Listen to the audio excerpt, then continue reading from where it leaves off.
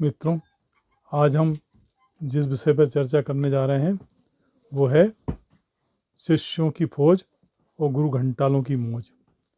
वैसे तो गुरु शब्द बहुत पवित्र है, गुरु को समकक्ष ईश्वर के माना गया है और गुरु की महिमा अनंत बताई गई है।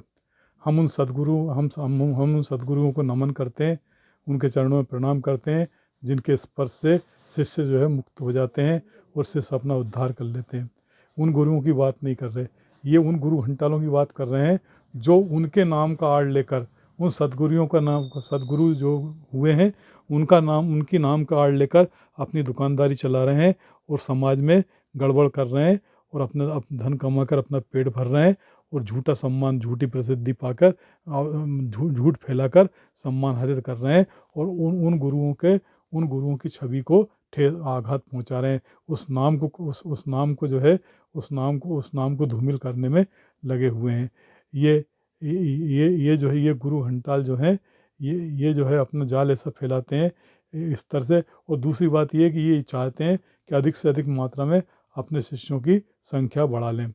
इनके लिए कबीरदास जी ने क्या खूब कहा है कि जाका गुरु आंध्रा चेला निरंद, जाका गुरु आंध्रा चेला निरंद्र, अंधे अंधा ठेलिया दोनों कूप पड़ंत। यानी गुरु भी अंधा है और चेले भी अंधे हैं। गुरु अंधा है, चेले भी अंधे, अब अंधा अंधे को ठेल रहा है और दोनों कुएं में गिरेंगे। ये कबीरदास जी बहुत पहले कह गए थे। मुझे लगता है कबीरदास जी को ये बात पहले से ही पता होगी कि आने वाला समय ऐसा आएगा, ऐसा युग भी आएगा जब ये अंधे गुरु जिनको खुद रास्ता नहीं मालूम, जिनके खुद के ज्ञान के चक्षु खुले हुए नहीं है, ये अंधे हैं। ये अंधे होकर के अपने आप को अपने आँख वाला होने का भ्रम डाल रहे हैं। आप अपने आप को ज्ञानी होने के प्रचार कर रहे हैं और इस तरह जो है अपनी चालें चलकर शिष्यों की फौज इकट्ठा कर रहे हैं। और उन गुरुओं का हवाला दे देकर, उन गुरुओं के उदाहरण दे देकर ये अपना जाल फैला रहे हैं। मेरे ख्याल से वो जो गुरु रहे होंगे वो बिल्कुल सादगी की प्रतिमूर्ति रहे होंगे, बिल्कुल तड़क भड़क से दूर रहे होंगे, बिल्कुल प्रसिद्धि से दूर रहे होंगे। उनके पास इतना लाउड स्पीकर नहीं होगा, इतना बड़ा पांडाल नहीं होगा, इतने बड़े आयोजक नहीं होंगे, इतने साधन और इतने संपन्न शिष्य नहीं होंगे उनके पास, और इतने करोड़ों रुपए वो लेते नहीं होंगे। इतने दान के रूप में इतना सारा पैसा उनने इकट्ठा कभी नहीं किया होगा। वो बिल्कुल सादगी से उनने अपना जीवन बिताया होगा, कुटिया में रहे होंगे, बिल्कुल सादगी से जीवन बिताया होगा और भिक्षाटन में रहे होंगे। और जो शिष्य आए होंगे उनको उनसे भी भिक्षाटन कराया होगा और इस तरह उन्होंने ज्ञान दिया होगा। तभी हमारी संस्कृति इतनी समृद्ध और इतनी हितकारी हुई। लेकिन आज जो ये तथाकथित गुरु घंटाल हो गए हैं, ये उस सब का फ़ायदा उठा रहे हैं, उस विरासत का, उस परंपरा का ये जो है दोहन कर रहे हैं। और ये जो है ये ऐसा साबित कर रहे हैं, ये तो नकली हैं, ये उन असली से भी बड़े, ये तो उन असली से भी बड़े असली हो गए हैं। और तो और कुछ तो ऐसे हो गए हैं जो अपने आप को ही ईश्वर का अवतार घोषित कर दिया उनने। ये 100 घोषित ईश्वर का अवतार बहुत सारे हैं। कुछ धर्मों में तो इस तरह की बातें करने वालों को कड़ी से कड़ी सजा दे दी जाती है। उनको प्राण दंड तक दे दी जाता है। पर यहाँ पर ऐसे लोग अपने आप को भगवान का अवतार घोषित कर देते हैं और लोगों से पैर पुजवाते हैं, लोगों का धन हरण करते हैं और लोगों को भ्रम में डालकर इस तरह अपनी दुकानदारी चलाते हैं। आप एक बात याद रखिए, यदि मान लो कोई किसी को कोई सुनेगा नहीं, किसी कोई बात सुनने नहीं आएगा, भीड़ नहीं लगेगी, तो उनकी दुकानदारी कैसे चलेगी? क्या क्या भीड़ लगाना जरूरी है? क्या आत्मोद्धार के लिए शिष्यों की संख्या बढ़ाना जरूरी है? क्या ईश्वर के करीब पाने के लिए इतने शिष्यों की भीड़ बढ़ाना जरूरी है? क्या ईश्वर को पाने के लिए करोड़ों रुपए खर्च करना जरूरी है? क्या करोड़ों रुपए खर्च करवाना जरूरी है? क्या ईश्वर को पाने के लिए प्राइवेट जेट खरीदना जरूरी है? क्या ईश्वर को पाने के लिए करोड़ों रुपए अरबों रुपए के आश्रम खरीदना जरूरी है? बनाना जरूरी है? क्या ये सब सोचिए, ज़रा विचार कीजिए, हम किस ओर जा रहे हैं? हमारा समाज किस ओर जा रहा है? कोई इनको बताता क्यों नहीं है? कोई इन पर अंकुश क्यों नहीं लगाता? कोई इन पर रोक क्यों नहीं लगाता? ये वो लोग हैं, ये समझ में ही नहीं आ रहा है इस बात को। ये भीड़ जुटा लेते हैं। इनकी भीड़ देख के राजनेता भी इनके पास आ जाते हैं, राजनेता भी इनकी खुशामद करने लगते हैं, राजनेता भी इनकी हम मिलाने लगते हैं और प्रशासन के लिए सिरदर्द पैदा कर देते हैं। जब इतनी लाखों की करोड़ों की लाखों की भीड़ जब जनता आती है तो प्रशासन के सामने सिरदर्द पैदा हो जाता है। प्रशासन के लिए रोक पाना मुश्किल हो जाता है और फिर तरह तरह के उपाय बता बता के लोगों को भरमाते हैं। लोगों को ये ऐसा ऐसा लगता है जैसे कि स्वर्ग का टिकट सीधा इनके पास ही है, भगवान से इनकी सीधी सेटिंग है। और ये जो कहेंगे वो भगवान इनकी बात मानने के लिए बिल्कुल इनके गुलाम बन के बैठे हुए हैं। और लोग बाग इनकी बातों में मान आ जाते हैं। भगवान का ध्यान कम करते हैं, इनका ध्यान ज़्यादा करते हैं। भगवान की बात कम मानते हैं, इनकी बात ज़्यादा मानते हैं। और इनके चंगुल में फंसकर अपना धन, समय, पैसा सब बर्बाद करते हैं। और कई बार तो अपने प्राणों से हाथ धो बैठते हैं। कई बार तो इनके उसमें कईयों को हार्ट अटैक आ गया है, कईयों की फूड पॉइजनिंग हो गई है, कईयों को लू लग गई है, कई शीतलहर की चपेट में आ गए हैं, कईयों का रास्ते में एक्सीडेंट हो गया है, कईयों के ट्रैफिक जाम हो गए हैं। इस तरह के कई हादसे हुए हैं। लेकिन इनको कोई फ़र्क नहीं पड़ता कितने ही लोग मर जाएं इनके आने में। इनके चेहरे पे सिकन तक नहीं आती। इन्हें पता चलता है कि कल तक भिखारी की स्थिति वाले जो ये हैं, इनके 400 500 करोड़ रुपए जमे हो गए हैं बैंक में। इसके बाद भी इनकी हवस का अंत नहीं हुआ है। खुद खुद के घर में भूंजी भाग भी नहीं थी। खुद के यहाँ दोनों टाइम के, एक ज़माने में दोनों टाइम का रोटी के लाले थे। और आज वो 500 हज़ार हज़ार करोड़ की संपत्ति अर्जित करके बैठे हुए हैं। पावर है, पैसा है इनके पास, सत्ता इनके पास है। प्रशासन इनके आगे पीछे घूमता है और वो प्रशासन अधिकारी इनसे मिलते हैं। और जब कोई बड़ी घटना होती है तो वो दबा भी दी जाती है, वो कभी उछल नहीं पाती। एक छोटे व्यक्ति पे से अगर जरा से कोई अपराध हो जाए तो उसे जो है कटघरे में खड़ा कर दिया जाता है। और कई बार तो ऐसे लोगों को बीड़ी पीट पीट के मार देती है। अगर अगर अगर अगर अगर कोई किसी दुकान पे से कोई भूखा एक फल भी चुरा ले तो जनता उसे चोर समझ के मार डालेगी।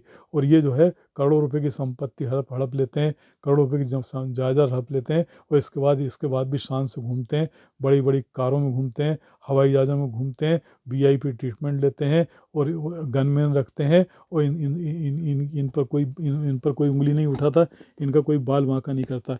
अगर देखा जाए तो ये शासन का समाज का कितना नुकसान करते हैं। कितने लोग आकर अपना काम धंधा छोड़ देते हैं,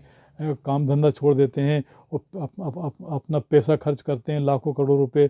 और वो काम धंधा छोड़ के इनके पास आके टकटकी लगाकर इनकी बातें सुनते रहते हैं। ऊल जलूल बातें, कोई काम की बातें नहीं है, सब ऊल जलूल, सब केवल एक अफीम की तरह एक नशा देने वाली बातें हैं जो ये बातें सुनाते हैं। इनसे ईश्वर का कोई वास्ता नहीं है, न इनका भक्ति से कोई संबंध नहीं है। ये सब कोरा पाखंड है। और ये पाखंड स्पष्ट अगर शास्त्र पढ़ेंगे, पुराण पढ़ोगे तो ये पाखंड का विवरण वहाँ आपको स्पष्ट मिल जाएगा।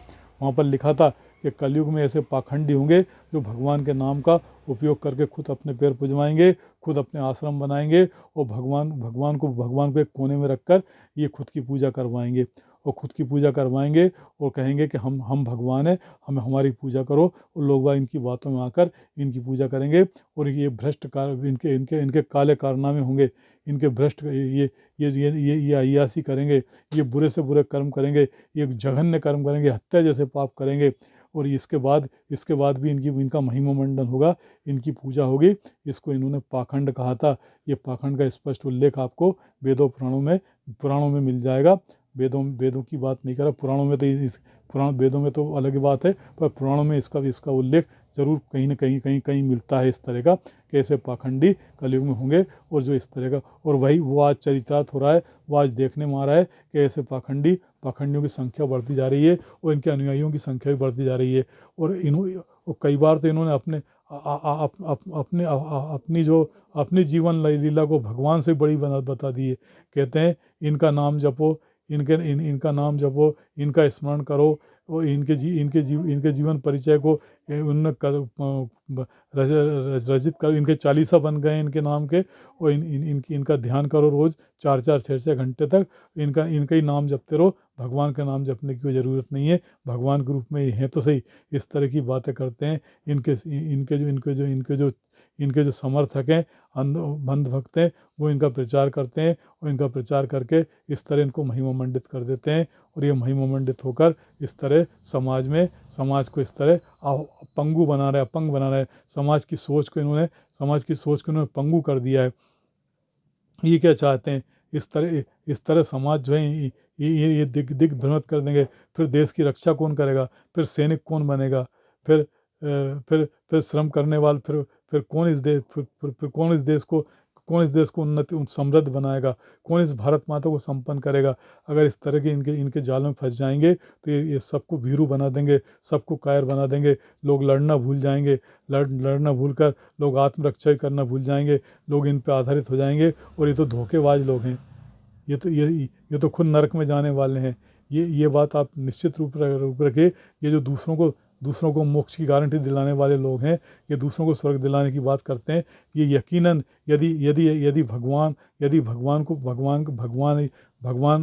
का अगर अस्तित्व है और है ही सही, तो ये जो है इनको तो इस पर जो है नरक भेजेगा। ऐसा कोई भी व्यक्ति, कोई भी निष्पक्ष रूप से अगर विचार करेगा तो इनके कृत्य देखकर, इनके कारनामे देखकर यही कहेगा कि ये सब नरकगामी हैं। और ये जब ये खुद नरकगामी हैं तो दूसरों को कैसे मुक्त कराएंगे, ये सब सोचने की बात है। लेकिन लोग इनकी बातों में आ जाते हैं, भोले भाले लोग इनकी बातों में आ जाते हैं और इनकी बातों में आकर अपना समय श्रम बर्बाद कर देते हैं। करोड़ों रुपए इनके ऊपर खर्च होते हैं, इसके बाद भी इनको तृप्ति नहीं मिलती, इनकी हवस बढ़ती जाती है।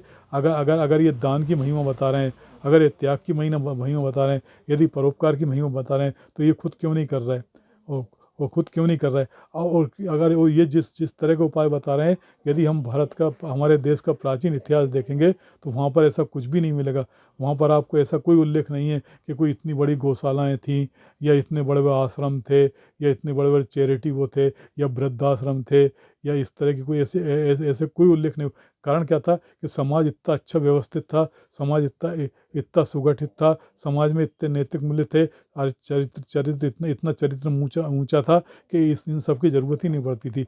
कोई नैतिकता वाली बातें करने जो थे, सभी ईमानदार थे, सभी निष्पक्ष थे, सभी न्याय का बात करते थे। कोई किसी का महिमा मंडन नहीं करता था। राजा भी एक आम आदमी की तरह रहता था। और वो समाज एक आदर्श समाज था, वो सतयुग की समाज था। उस समय इन सब चीज़ों की ज़रूरत नहीं पड़ती थी। पर आज ये लोग इतना व्यापक प्रचार करते हैं, व्यापक प्रसार करते हैं। वो करने के बाद, इसके बाद भी समाज बिगड़ते ही चला जा रहा है, समाज पतन की ओर अग्रसर होता है। इनका खुद का चारित्रिक पतन हो गया है, इनका खुद का नैतिक पतन हो गया है। या कई बार तो आम भक्त आते हैं, उनकी तरफ ध्यान नहीं देते। जो वीआईपी भक्त आते हैं उनके आगे पीछे फिरते हैं, ये उनको भी उनका विशेष पूजा अनुष्ठान कराते हैं। और यही स्थिति मेरे को लगता है इन लोगों ने सारी अच्छी जगहों पर कब्जा कर लिया है। सारे अच्छी जगह जहाँ पर संत महात्माओं को होना चाहिए था, जहाँ पर साधकों को होना चाहिए था, जहाँ पर निष्कपट निश्चल लोगों को होना चाहिए था, वहाँ पे पाखंडी कुटिल कपटी लोग इकट्ठे हो गए हैं। ये दुष्ट लोग इकट्ठे हो गए हैं। ये भगवान को बेच रहे हैं, भगवान के नाम से ये सौदेबाजी कर रहे हैं, भगवान के नाम से ये अपनी पीठें चला रहे हैं, और भगवान के नाम से अपनी पूजा करवा रहे हैं। ये मठाधीश बन गए हैं। और इस तरह का उदाहरण एक रामचरित रामायण में इस तरह का एक उदाहरण भी आता है, जिसमें एक श्वान जो है, एक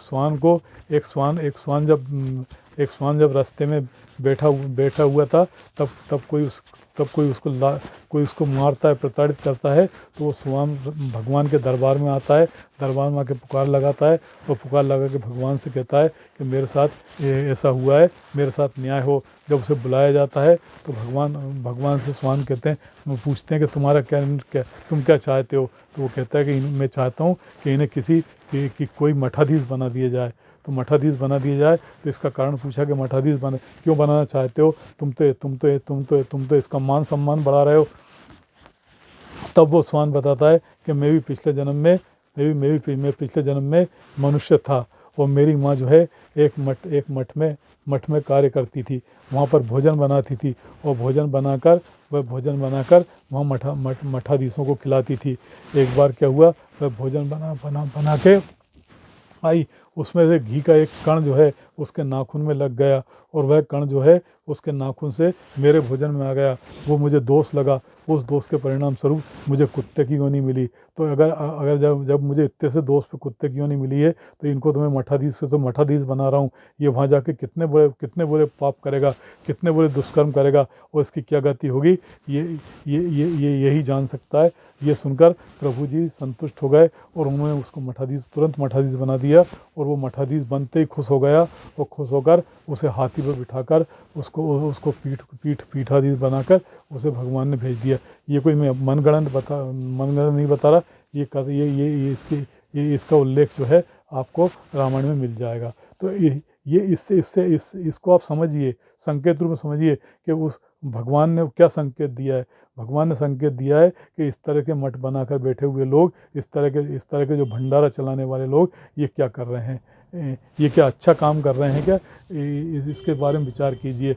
और भगवान की साधना क्या इस तरह से होती है, इस तरह से भीड़ होती है क्या भगवान की? अगर ऐसा होता तो पुराना वानप्रस्थ आश्रम का जो सिद्धांत था उसमें अकेले वन में चले जाते थे और भीड़ भाड़ से दूर रहते थे, कोई कोलाहल नहीं होता था, कोई शोरगुल नहीं होता था, सीधे प्रकृति की गोद में जाके सीधे ईश्वर से अपना साक्षात करते थे, योग से ईश्वर से अपना संबंध बनाते थे और इस तरह से एकांत साधना करके उस आनंद में, उस मस्ती में मस्त रहते थे और आराधना करते थे।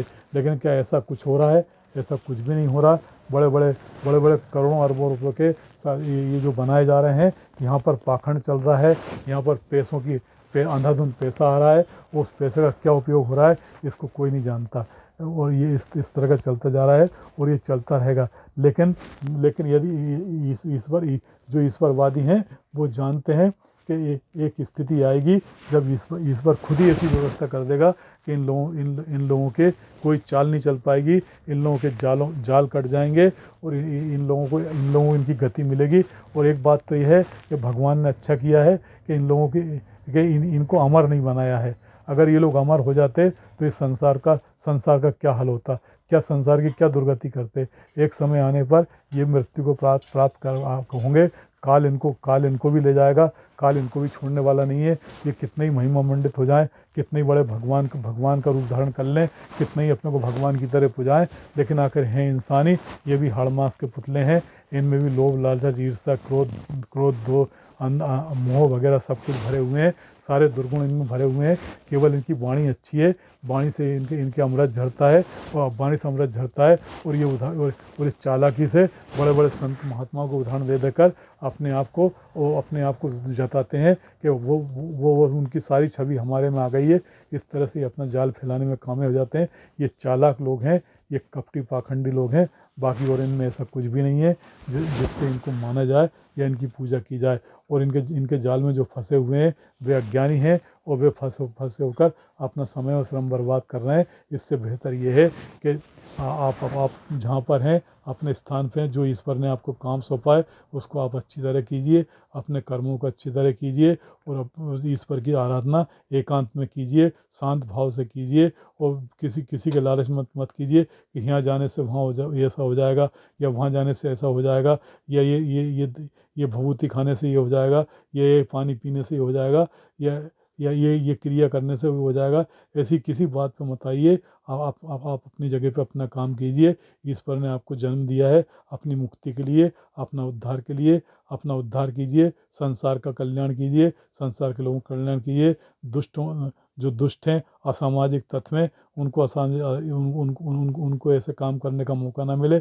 हमारा समाज स्वस्थ बने, संपन्न बने, हम सब लोग खुशहाल बने और जो पहले हमारा स्वर्ण युग था वैसा युग लौट आए और इस तरह के पाखंडियों का कोई जरा भी बोलबाला नहीं हो। तभी हम लोग जो है आनंद से रह पाएंगे और तभी हम इस धरती को स्वर्ग बना पाएंगे।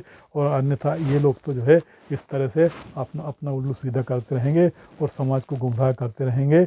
और ये वही है जाका गुरु आंध्रा चेला निरंद अंधा अंधे ठेलिया दोनों कुपड़न। तो अंधा अंधे को ठेल रहा है और ये सब कुएं में गिरने की तैयारी कर रहे हैं। ये एक दिन इस तरह ठेलते ठेलते आखिर अंधकूप में गिर जाएंगे और वहाँ इनकी बहुत बुरी गति होने वाली है। और जो समझदार हैं, जो ये जानते हैं, वो इनके चाल से बच जाएंगे। देखा जाए तो सच्चे साधु भी हैं, सच्चे संत भी हैं, सच्चे साधक भी हैं, सच्चे ईश्वर के आराधक भी हैं। कोई कोई कमी नहीं है उन लोगों की, पर वो जो इनसे दूर रहते हैं वो इस तरह से कभी इस चक्कर में नहीं पड़ते। मुझे एक ने बताया था, जो सच्चा साधक होगा उसके कमंडल में उसका कमंडल कोई चिकना साफ सुथरा नहीं हो, उसका कमंडल नया नहीं होगा, उसके कमंडल में पुराना कमंडल होगा, उसके पास पुराने कपड़े होंगे, उसके साधारण स्थिति होगी उसकी। और साधारण स्थिति में सारी प्रचार प्रसार से दूर रहकर एकांत रूप से भगवान से साधना करेगा, भगवान से अपनी लो जोड़ेगा। और ऐसे जो जो सच्चे श्रद्धालु हैं उनसे बात करेगा, उनको ही अपनी धरोहर सौंप के जाएगा। वो इस तरह के जाल और पाखंड नहीं फैलाएगा। ऐसा और ऐसे आज हैं, ऐसे वो लोग हैं जो छुपे हुए हैं, जो भगवान के अत्यंत प्यारे हैं, भगवान के इतने स्नेही हैं कि उनकी कोई बात भगवान भी नहीं टाल सकते। लेकिन वो उनकी परख किसी को भी नहीं है, उनको कोई नहीं जानता और उनको कोई जानता भी नहीं है। और कुछ लोग तो उनको कुछ समझते ही नहीं है उनको। और ये जो नकली लोग हैं, जो जो जो इतना बड़ा महिम इतना बड़ा आसन जमा के बैठे हुए हैं और इतना प्रचार प्रसार के इतना भव्य रूप धारण कर लिया है, ये कुछ भी नहीं है उनके आगे। ये उनको छू भी नहीं सकते। लेकिन लेकिन कलयुग में उन तक पहुंचना बहुत मुश्किल है, बहुत असंभव है। जिसने बहुत साधना की होगी, जिसने अपने मन को बहुत शुद्ध बनाया होगा, जो निष्कपट निश्चल रहा होगा, जिस पे ईश्वर कृपा कर रहे होंगे, वही साधु से मिलेगा, वही संत से मिलेगा, वही उसी का उद्धार होगा, उसी को सद्गुरु मिलेंगे। ये पाखंडी गुरु तो भीड़ भाड़ के लिए काफ़ी हैं। और भीड़ भाड़ जो है वो उस भीड़ भाड़ के लिए काफ़ी है जो गुमराह है, जो ये नहीं जानती कि वो किस दिशा में जा रही है। और जो खुद भी, उनमें से कई तो ऐसे हैं जो लोभ लालच से आते हैं, कई रोग मुक्त होना चाहते हैं, कई धनवान बनना चाहते हैं। और उनमें ईश्वर भक्तों की संख्या बहुत कम होगी। इसलिए इस बात पे ध्यान दीजिए। अगर आपको ईश्वर की कृपा चाहिए, अगर आपको ईश्वर का सानिध्य चाहिए, अगर आपको ईश्वर से जुड़ना है, तो आपको इन सब जगह से, इन सब बातों से ध्यान हटाकर एकांत रूप से ईश्वर की साधना करना पड़ेगी। और ईश्वर ने जो आपको काम सौंपे हैं, वह काम अपने पूरे ईमानदारी से निर्वहन करते हुए अपना जीवन यापन करना पड़ेगा। और तब भीतर का आनंद आपको प्राप्त होगा। उस आनंद के साथ आप रहोगे, आप बहुत सारी उलझनों और परेशानियों से बच जाओगे, आपका समय भी बचेगा। और आपको जो सीमित समय दिया है भगवान ने, उम्र पूरी होने तक आप अपने लक्ष्य को प्राप्त कर लेंगे और आपको ईश्वर की प्राप्ति सुगम होगी। इस बात पर ध्यान देने की आवश्यकता है। और आपको वो नहीं करने देना है कि शिष्यों की फौज और गुरु घंटालों की मौज। इन गुरु घंटालों से बचते हुए सदगुरु की तलाश करना है। अगर आपकी कृपा होगी तो आपको सदगुरु प्राप्त हो जाएंगे और आप मुक्त हो जाएंगे। और अगर सदगुरु नहीं भी मिलते हैं तो आप केवल वो सदगुरु जो आप अप्राप्त हैं, उन सदगुरु का ध्यान करते हुए अगर ईश्वर की आराधना करेंगे, तो एकलव्य की तरह आप भी जो है ईश्वर को प्राप्त करने में आपको ईश्वर की प्राप्ति हो जाएगी। पर आप उन सदगुरुओं का ध्यान करें, इन गुरु घंटालों से बचते हुए, तो ही आपका उद्धार होगा। और तो ही आप निष्कपट होंगे और निर्मल होंगे। धन्यवाद।